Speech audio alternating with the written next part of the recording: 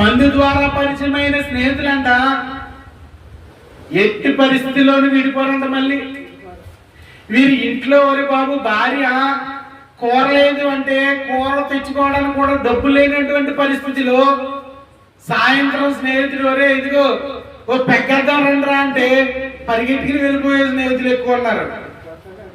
ఇంట్లో కూర తినడాను భార్య చెప్తే వినలేకుండా ఆ సాయంత్రం ఏం చేస్తారు, వీళ్ళు మందు కొట్టుకెళ్ళి ఫుల్ బాటిల్ తాగేస్తారు.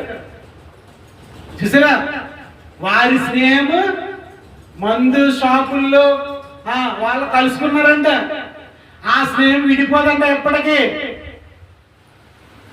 వారైనా విడిపోరో తెలియదు కానీ మన స్నేహం యేసుక్రీస్తు మన స్నేహితుడు, దేవాది దేవుడు మనకు స్నేహితుడు అయితే మనం చనిపోయినా కూడా దేవుడు మనల్ని